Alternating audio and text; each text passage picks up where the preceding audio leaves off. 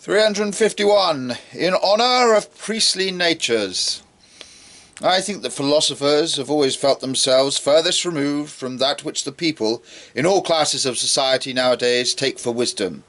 The prudent bovine placidity, piety, and country parson meekness, which lies in the meadow and gazes at life seriously and ruminatingly. This is probably because philosophers have not had sufficiently the taste of the people or of the country parson for that kind of wisdom.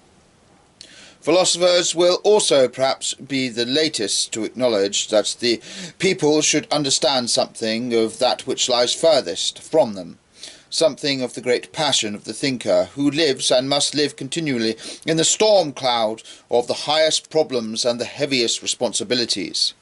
Consequently, not gazing at all, to say nothing of doing so indifferently, securely, objectively.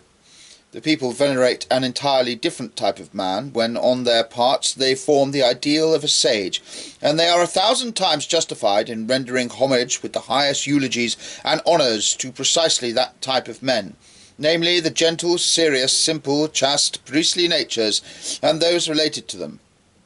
It is to them that the praise falls due in the popular veneration of wisdom, and to whom should the people ever have more reason to be grateful than to these men who pertain to its class and rise from its ranks, but are persons consecrated, chosen, and sacrificed for its good. They themselves believed themselves sacrificed to God, before whom the people can pour forth its heart with impunity, by whom it can get rid of its secrets, cares, and worse things. For the man who communicates himself gets rid of himself, and he who has confessed forgets.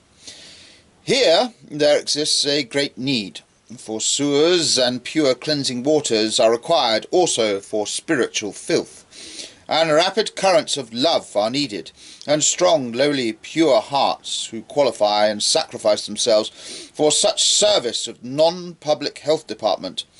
For it is a sacrificing, the priest is, and continues to be, a human sacrifice.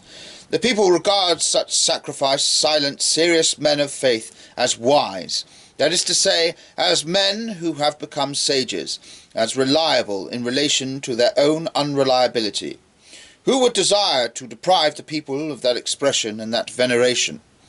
But as is fair on the other side, among philosophers, the priest also is still held to belong to the people, and is not regarded as a sage, because above all they themselves do not believe in sages, and they already sent the people in this very belief and superstition.